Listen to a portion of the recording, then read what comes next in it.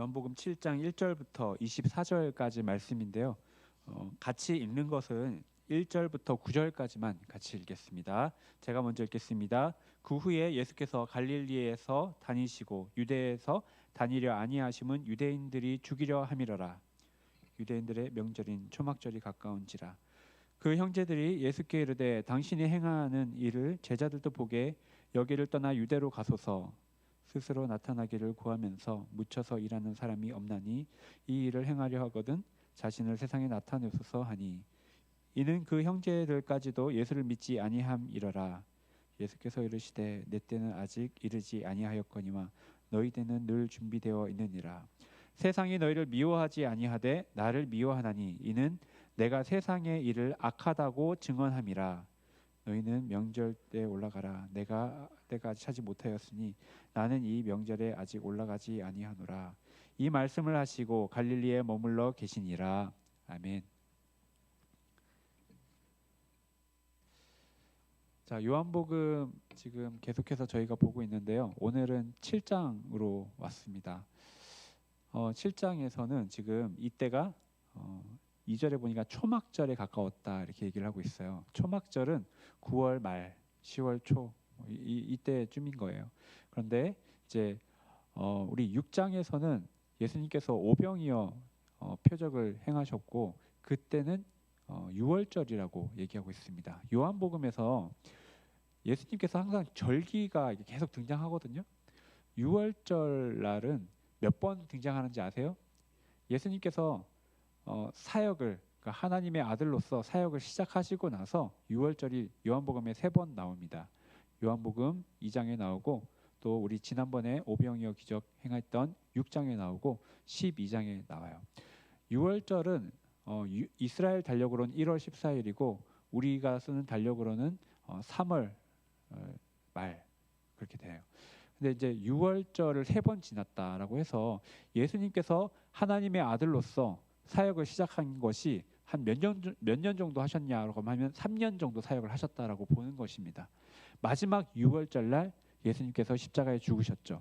첫 번째 6월절 날, 그러니까 6월절 예수님께서 특별한 절기에 거기에 맞는 메시지를 전하셨는데 첫 번째 6월절 날 요한복음 2장에는 내가 성전이다, 내 몸이 성전이다 이렇게 말씀하셨고, 또 우리가 요한복음 6장에서 살펴봤듯이 두 번째 6월절 날은 내가 생명의 떡이다, 나를 먹는 자는 영생한다 그런 말씀을 하셨어요.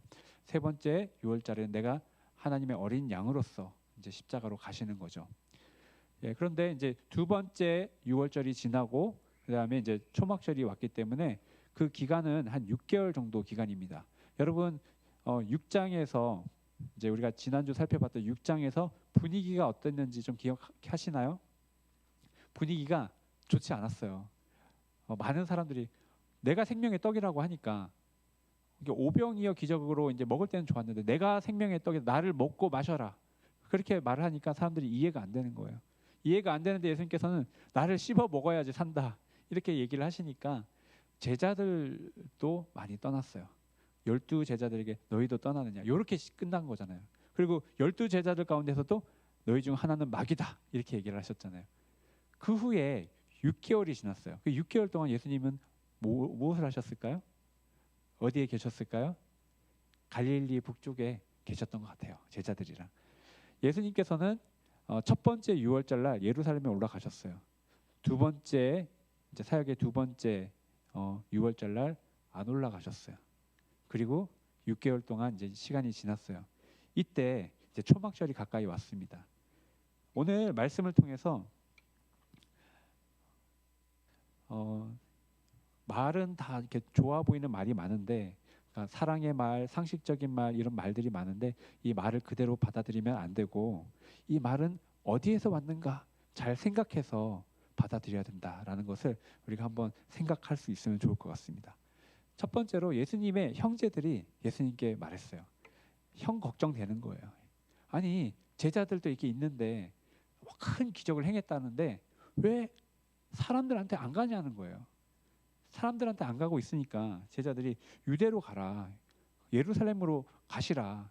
특별히 이번엔 초막절이 가까웠잖아요. 초막절은 제가 아까 말씀드렸던 6월절 또 오순절, 초막절 유대인들 남자들이 꼭 지키는, 예루살렘으로 이동해서 꼭 지키는 3대 절기 중에 하나예요. 초막절은 좀 아이들도 재밌어하는 절기예요. 아이들 캠핑 좋아하잖아요.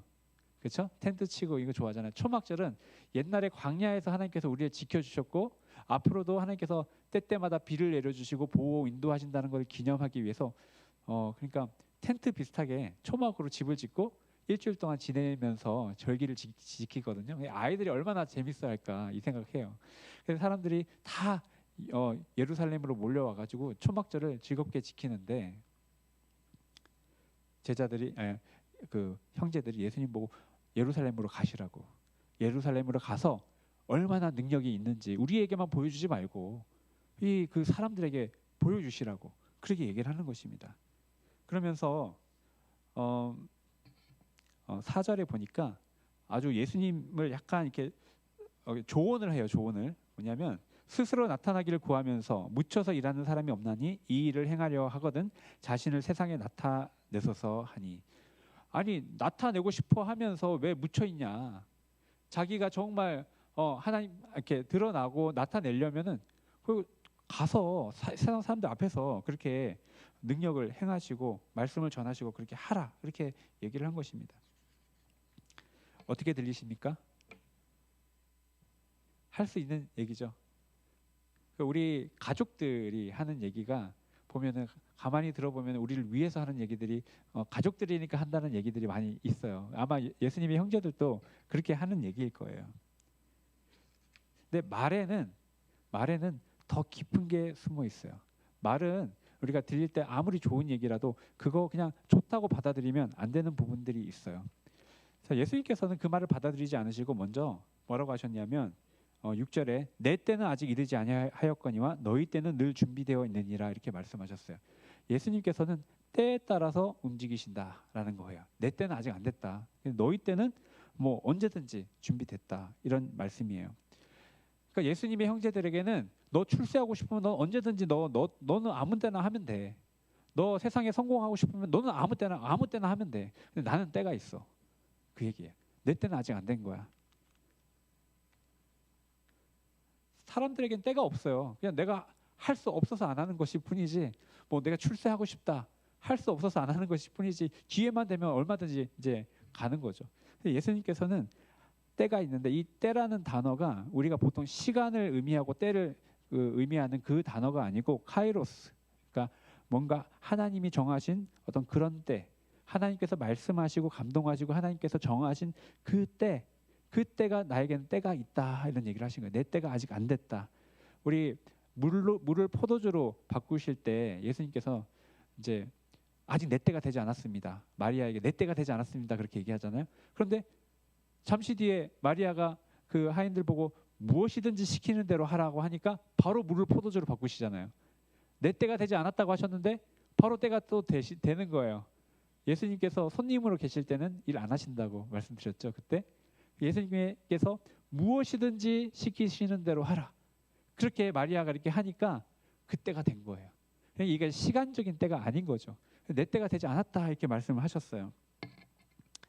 사람들은 흔히 하나님 뜻이든 뭐 어떻게든 잘 되는 거니까 빨리 되면 좋다고 이렇게 생각을 해요.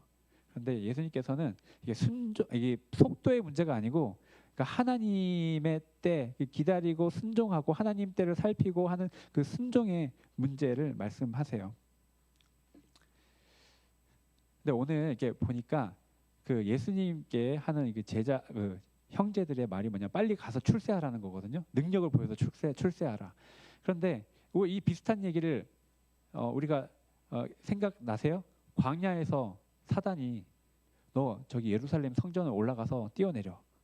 그럼 천사가 받쳐줄 거야.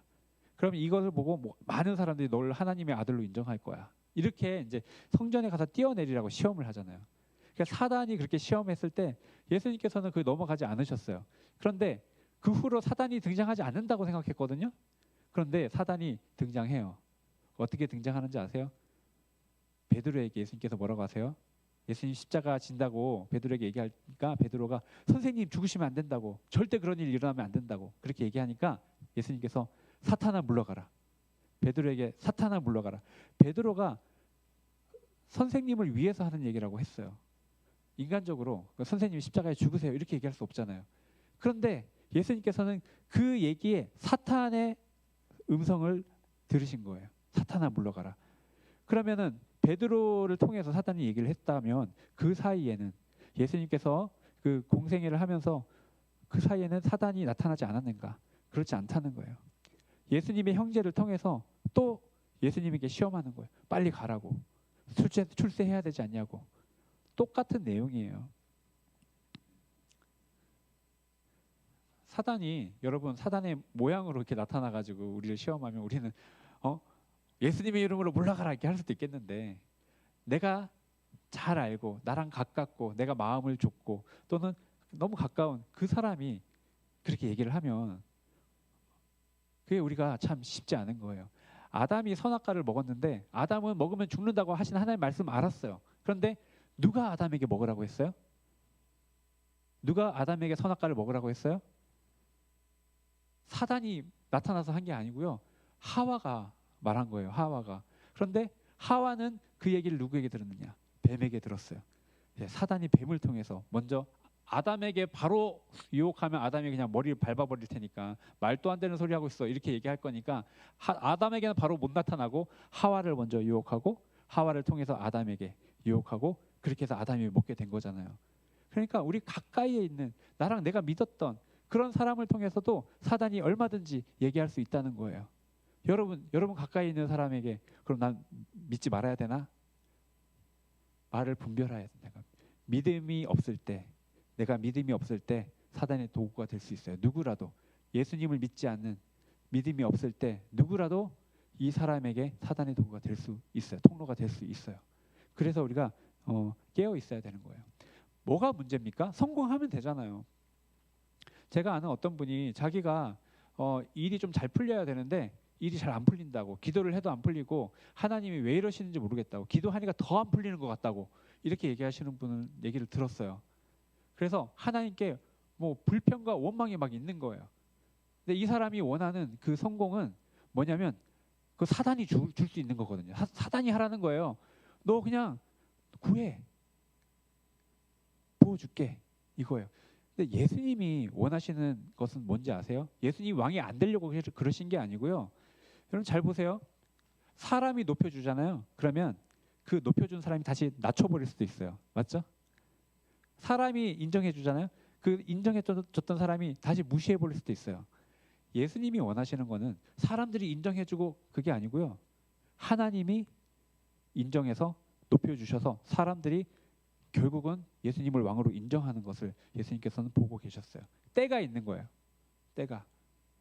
뭐냐면 예수님은 하나님 말씀에 순종해서 하나님의 아들로서 죽는 거예요. 죽임을 당하는 거예요. 죽임을 당하면 하나님께서는 그때부터 일하셔서 예수님을 살리시는 거예요. 살리실 뿐만이 아니라 영화롭게 하셔서 하나님 우편에 앉아 계시고 이 예수님을 살리셔서 가장 높은 그 권세를 주셔서 그렇게 하나님께서 올리실 것을 예수님은 생각하고 계셨던 거예요. 여러분께서 보면은 인생에 억울한 일 또 나를 뭐 이렇게 서운하게 한다든지 그 사람을 우리는 내가 갚아줘야지. 내가 이 사람보다 높아져야지. 내가 더 잘해가지고 이런 생각 우리 가질 수 있거든요. 여러분 그거는 영원하지 않아요. 누가 높여주셔야 되냐? 하나님이 높여주시면 그거는 정말 높아지는 거예요. 여러분 다니엘 기억하시죠? 다니엘은 세상을 잘 알았던 사람이에요. 세상을 잘 알았는데 다니엘이 정말 관심이 있었던 것은 하나님의 역사예요. 하나님께서 어떻게 일하시는가. 그 다니엘 하나님께서 계속 높여주시잖아요. 그런데 여러분 다니엘이 어떻게 높아지는지를 한번 자세히 살펴보세요. 다니엘의 직장은 바벨론 정부였어요. 정부에서 정말 고위 관료가 되는데 사자굴에 믿음 때문에 기도한다는 것 때문에 오해를 받아서 사자굴에 던져지는데 사자굴에 던지기 전까지 저 잘못했습니다. 저 안 하겠습니다. 이러면은 사자굴에 안 던져져요. 그렇죠? 잡혔는데 너 지금이라도 안 한다 그러면 살려줄게. 기회가 있어요. 안 할 기회가. 근데 다니엘이 끝까지 그냥 사자굴로 가잖아요. 하나님께서 나 건져 주실 거라고. 안 건져 주셔도 난 그분만 믿는다고 해서 사자굴에 딱 던졌어요. 딱 던져서 떨어졌어요.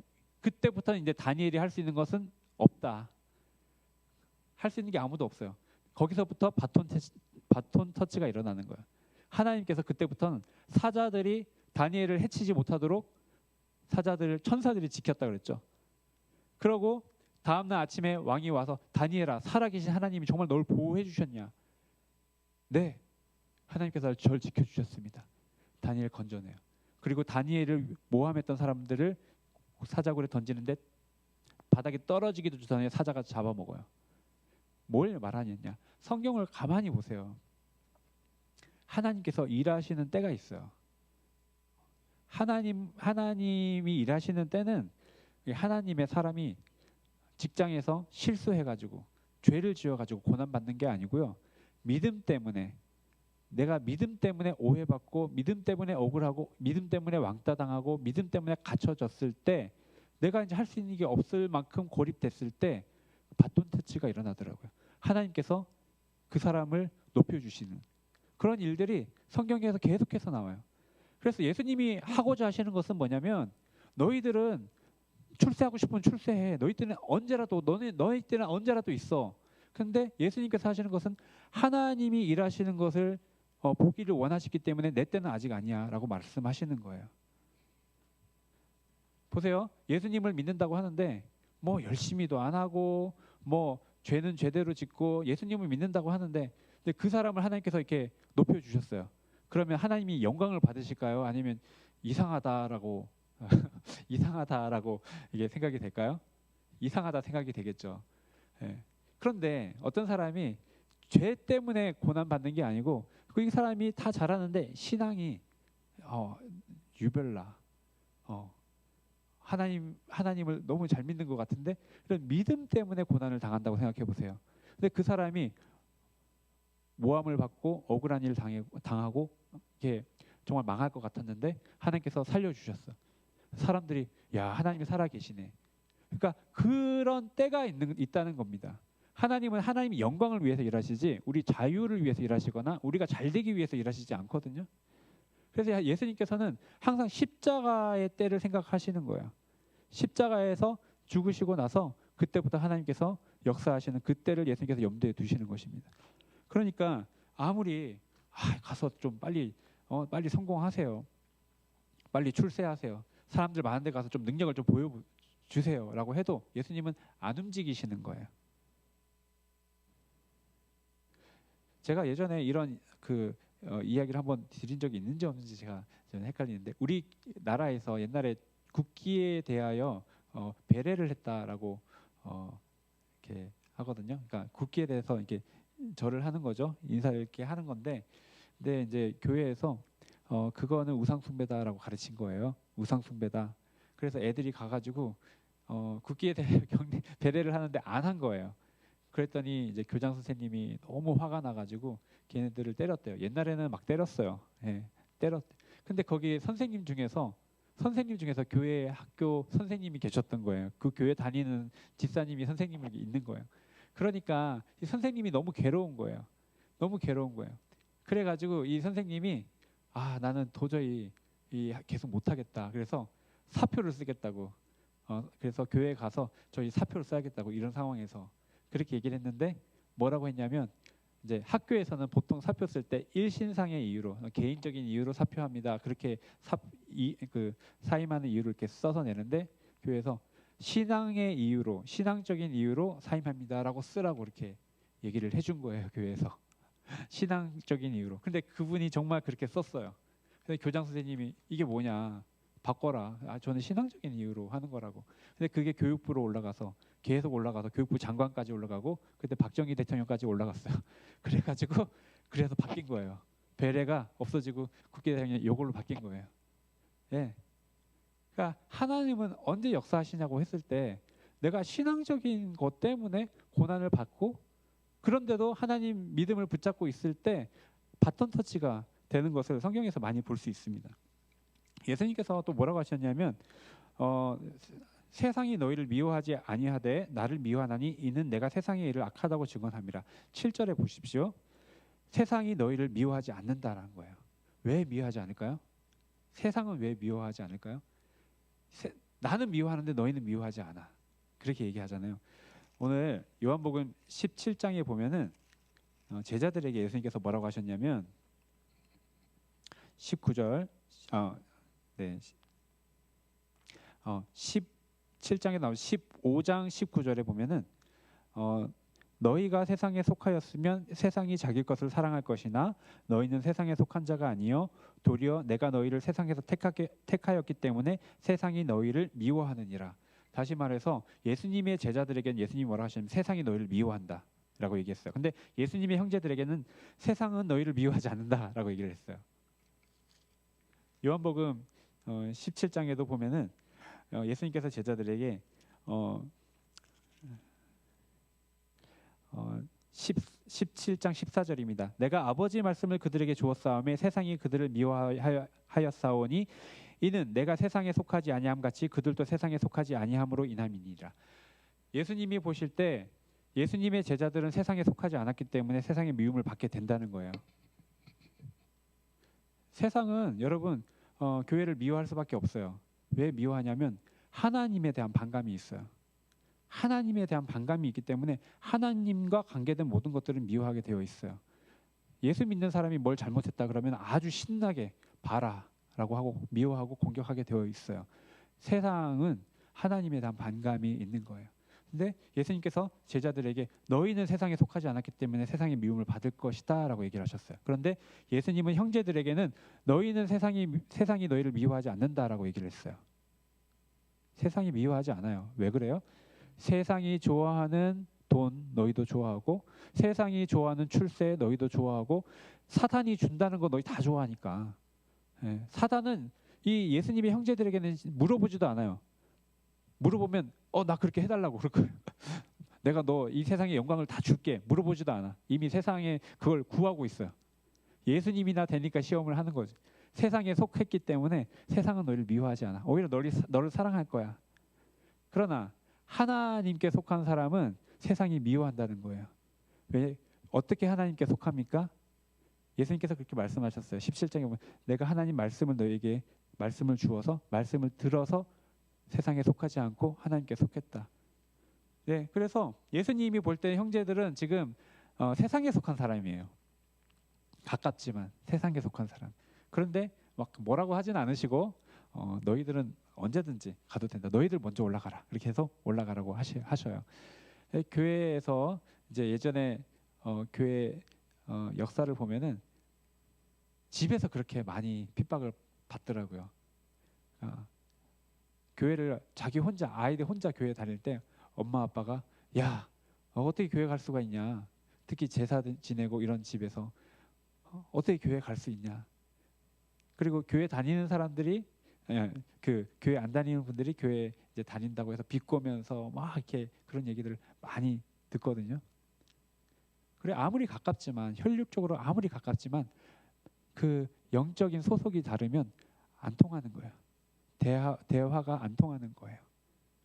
하나님의 때 이런 거 없어요. 그냥 무조건 출세하면 좋은 거예요. 사단이 준다 그래도 좋아. 사단인지 모르니까.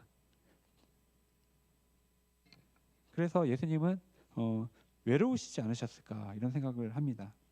영적인 길은 어쩌면 외로울 수 있어요. 가까운 사람이 이해를 못하니까. 그렇죠?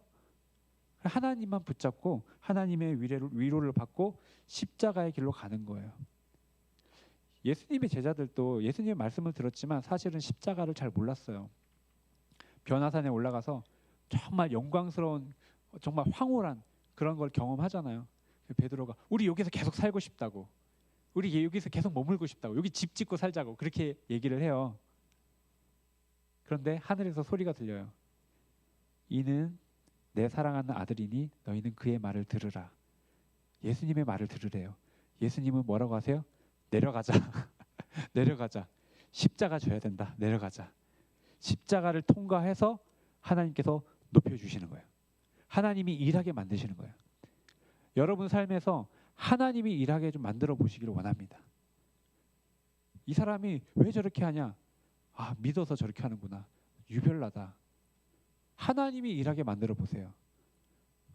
하나님이 일하게 만드시고 하나님이 높여주신 것은 영원한 것입니다. 확실한 것입니다.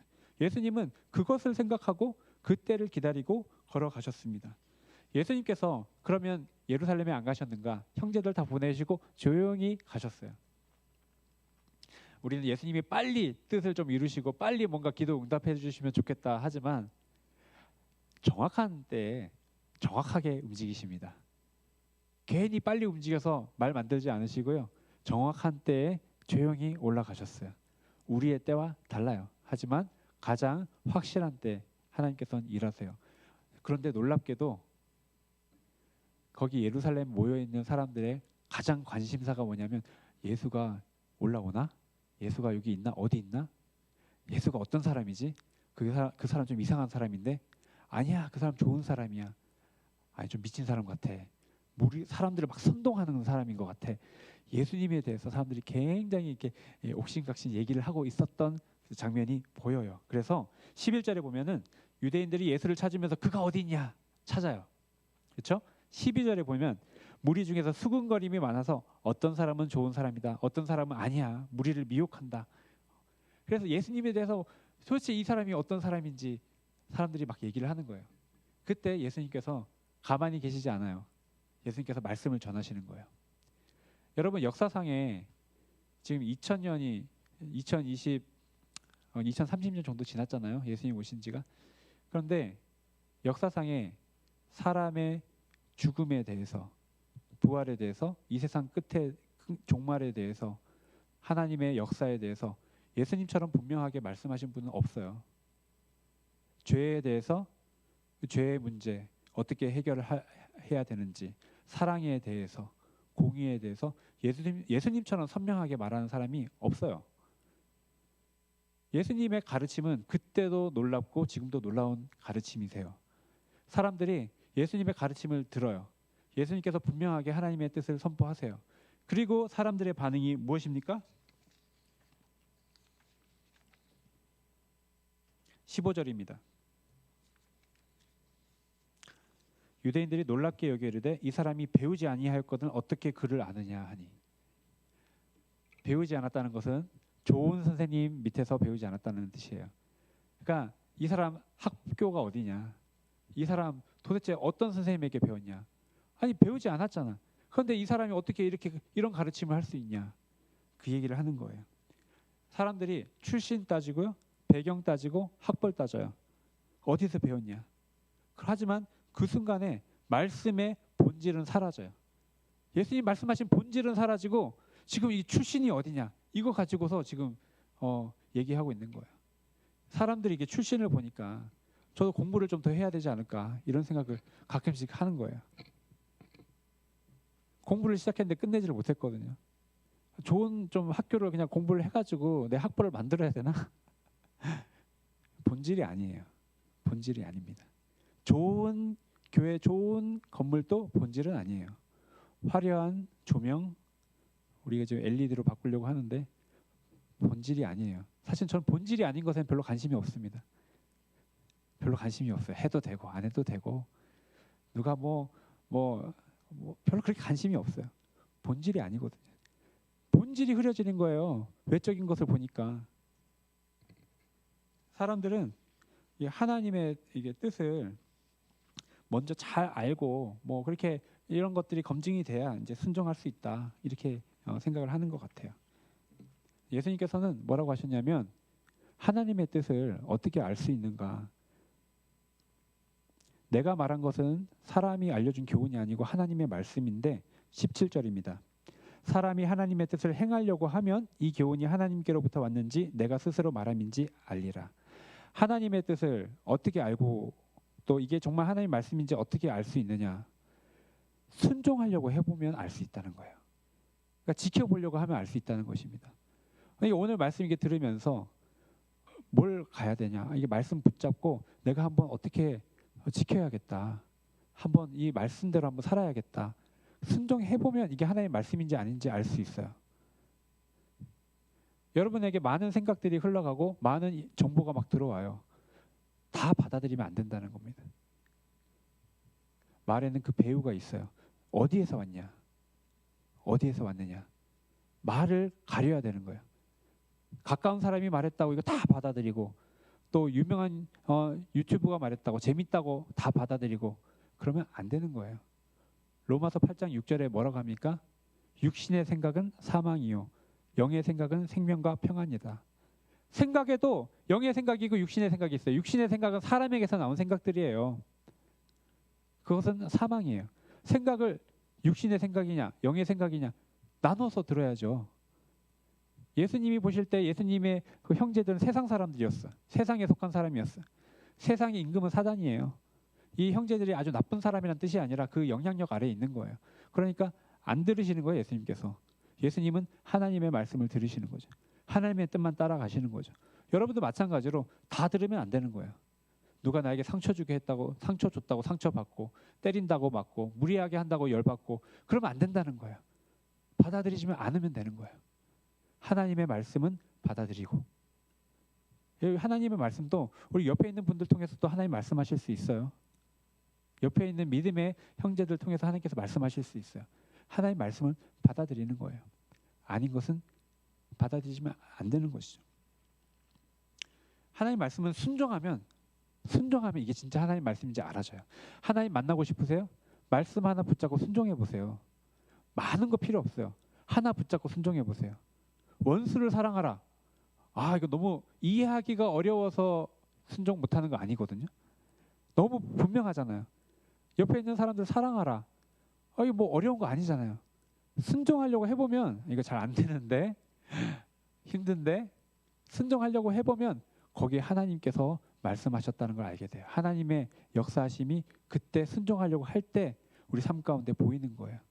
그러니까 예수님은 하나님께서 일하시는 걸 좀 경험하고 하나님께서 일하는 걸 보고 그걸 원하시는 거예요. 우리 성도님도 마찬가지실 거라 생각합니다. 교회에 나온 것은 그냥 왔다가 시간 보내고 가는 게 아니라 내 삶에서 정말 하나님께서 살아계셔서 역사하는 것을 보기 위해서 나온 거 아닌가요? 하나님 지금 살아계십니다. 근데 이 말씀을 이해하는 것으로 끝나는 게 아니고 순종하려고 할 때 진짜 하나님 말씀이구나 알게 됩니다. 그런데 이 무리들은 뭐라고 하냐면 순종하라고 해도 우린 다 순종하고 있는데 이렇게 얘기를 해요. 특히 모세의 율법, 모세가 말한 이게 법들 있죠. 십계명이라든지 이런 것들 우린 다 순종하고 있는데 이렇게 생각을 하는 거예요. 여러분 근데 순종에서 가장 중요한 요소가 빠졌어요. 왜 순종하느냐라고 했을 때 자 18절입니다. 스스로 말하는 자는 자기 영광만 구하되 보내신 이의 영광을 구하는 자는 참되니 그 속에 불의가 없느니라. 예수님은 너 율법 잘 지켰냐고 묻지 않아요. 너 규칙 잘 지켰냐? 너 뭔가 이렇게 잘 지켰어? 이렇게 묻지 않으시고요. 너 누구의 영광을 구하느냐라고 물으시는 거예요. 다시 말해서 정말 하나님을 높이기를 원하느냐? 하나님께서 정말 일하는 걸 보기를 원하느냐? 아니면 하나님 없이 그냥 잘 되고 하나님 없이 나 잘 살고 그냥 그렇게 그냥 살기를 원하느냐? 내 영광을 구하느냐? 아니면 하나님 영광을 구하느냐? 그게 중요하다는 거예요. 사람들은 순종은 규칙을 어기지 않는 거 그냥 그 정도로 생각합니다. 순종은 규칙의 문제가 아니고 하나님을 높이는지 그 영광의 방향성을 말하는 거예요. 다시 말해서 자 예수님께서 이 땅에 오셨을 때 예수님이 어디에서 태어날지 알았던 사람들이 있어요. 누군가요? 헤롯 왕이 동방박사 온 거 딱 보고서 딱 불러요. 서기관들, 성경 가장 많이 아는 사람들 불러서 메시아가 어디에서 태어나는지 물어봐요. 그러니까 유대 땅 베들레헴입니다. 성경 말씀 구절까지 잘 알고 있어서 딱 얘기를 해요. 그런데 그러면 어떻게 해야 돼요? 메시아가 유대 땅 베들레헴에서 태어난 걸 알았다면 어떻게 해야 돼요? 거기 가야 될 거 아니에요. 거기 가서 만나봐야 될 거 아니에요. 거기 가서 저기 멀리 동방박사들도 황금과 유황과 모략을 갖고 왔는데 자기도 이렇게 준비해서 예배하러 가야 될 거 아니에요. 안 가요. 아는데 조금도 안 움직여요. 누가 움직여요? 정보를 헤롯에게 알려주고 헤롯의 군사가 가요. 이게 말해주는 게 뭡니까? 하나님 말씀 알아도 오히려 하나님 일을 방해하고 오히려 예수님을 죽이는 쪽으로 사용이 된다는 거예요. 그러면 뭐가 문제입니까? 경배하는 마음이 없어요. 예배 드리려는 마음이 없어요. 하나님을 높이고자 하는 마음이 없어요. 하나님이 높임을 받으시고 하나님께서 내 삶에서 역사해 주시고 이런 마음 자체가 없고 그냥 아는 거, 나는 잘 살고 있다, 그러고 있는 거예요. 예수님께로 1cm도 가까이 못 가는 사람들인 거죠. 그러니까 예수님께서 하시는 말씀이 너 누구의 영광을 구하냐, 나는 이런 사람이다, 나는 훌륭한 사람이다, 그거 구해서 뭐 하냐는 거예요. 왜냐? 하나님이 높여주시는 걸 구해야지. 하나님의 영광을 구해야지. 열심히 한다고 해서 하나님을 기쁘시게 하는 것이 아닙니다. 방향성이 중요합니다. 우리의 열심이, 우리가 잘 나가는 것이 하나님을 가릴 수가 있어요. 오히려 그것이 우상이 될 수 있습니다. 이 사람들이 예수님을 죽이려고 했다는 것에서 우리가 알 수 있어요. 이 사람들이 그 얘기를 하니까 예수님께서 뭐라고 하시냐면 어찌 너희는 나를 죽이려 하냐. 19절에 너 어떻게 너 잘 지킨다고 하면서 어떻게 나를 죽이려고 하느냐. 말이 안 돼요. 정말 하나님을 사랑하는 사람은 예수님의 말씀을 들을 때 딱 알아봐요. 그리고 예수님을 따라가요. 그런데 이 사람들 마음 가운데 하나님을 높이는 마음이 없어요. 자기 영광이 가득하니까 실제 하나님이신 예수님께서 가까이 오셔도 죽이려고 하는 거예요. 예수님이 가까이 안 오셔도 그 사람들의 마음 상태는 똑같아요. 하나님을 배척하는 이 사람이 하나님 가까이 갈 수 있겠는가? 우리도 심각하게 생각해야 될 것입니다. 우리가 예배드리기를 좋아하느냐, 아니면 나를 높이기를 좋아하느냐, 하나님을 높이기를 좋아하느냐. 아주 중요한 것입니다. 그랬더니 이 사람들이 뭐라 그래요? 너 귀신 들린 거다, 이렇게 얘기합니다. 예수님에게 너 귀신 들렸다, 이렇게 얘기를 합니다. 20절에 당신은 귀신 들렸다, 누가 당신을 죽이려고 하냐, 우리가 언제 죽이려고 했냐, 그렇게 얘기를 하죠. 그런데 25절에 보면은 사람들이 이미 이 소문을 알고 있어요. 이 유대인들이, 지도자들이 예수님을 죽이려고 지금 계획하고 있다는 걸 알고 있었어요. 25절에 예수님께서 바로 보신 겁니다. 우리 교회 안에서도 하나님 말씀을 잘 이해하려고 하고 잘 아는 사람들이 있습니다. 중요한 것은, 첫 번째 중요한 것은 하나님이 나를 높여주셔야 되는 거예요. 하나님께서 일하시도록 우리가 해야 되는 거예요. 그리고 그러기 위해서는 하나라도 하나님 앞에 말씀을 순종하려고 해야 되는 거죠. 말씀을 들을 때 그게 아니고 정말 믿는 거예요. 그리고 예배하는 거, 하나님을 높이세요. 제가 최근에 그 AI 관련돼서 유튜브를 많이 봤어요. 요즘 막 이렇게 새로운 게 막 많이 나오고 앞으로 미래가 어떻게 되고 막 이런 것들을 봤는데 제 마음이 행복했을까요? 아니면 어두웠을까요? 행복했을까요? 기대가 막 넘치고 이상하게 제 마음에 불안하고 어두운 거예요. 한편으로 저는 좀 이렇게 새로운 걸 좋아하기 때문에 이런 거에 대해서 흥미가 굉장히 많은 사람이에요. AI 뭔가 새로 나왔다 그러면 저는 한번 해보기도 하고 그런 사람인데 그 얘기를 듣는데 마음이 굉장히 어두워졌어요. 앞날에 대해서 어떻게 될까? 근데 갑자기 깨닫는 게 있었어요. 내가 지금 무엇에 집중하고 있는가? 내 삶에서 내가 무엇에 집중하고 있는가? 제가 갑자기 이것과 전혀 상관없이 찬양을 틀었어요. 근데 그 순간 제 마음 가운데 뭔가 답답한 게 확 사라지는 느낌이에요. 마음 가운데 평안이 생겼어요. 기쁨이 생겼어요. 우리가 세상의 소식을 들으면 이게 틀렸다는 게 아니라 이 세상의 소식 그 배후에 뒤에 있는 것들이 있다는 거예요. 우리가 뭐 AI가 나오든 AI가 나오든 중요한 것은 무엇입니까? 하나님이 살아계시다는 거예요. 그리고 죽음에서 부활을 주실 분이 하나님이시고 예수님 부활하셨다는 거예요. 예수님께서 권세를 가지고 계시다는 겁니다. 이 세상의 역사가 하나님께서 보고 계시고 주도하신다는 거예요. 그 어떤 사람이 세상을 주도하는 것처럼 보이지만 결코 그렇게 되지 않아요. 그러니까 하나님을 높여야 되는 거예요.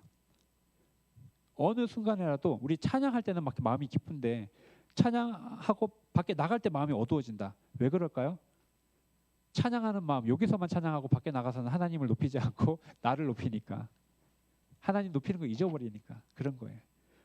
우리가 어떤 순간에라도 결국은 하나님이 다스리신다, 하나님 알고 계신다. 우리가 믿음을 갖고 나갈 때 좀 힘든 것 같지만 그 하나님께서 높여주신다. 그 약속이 성경에 있다는 것을 기억하고 정말 하나님을 만나고 또 주님을 경험하는 우리 성도님 되시기를 축복합니다.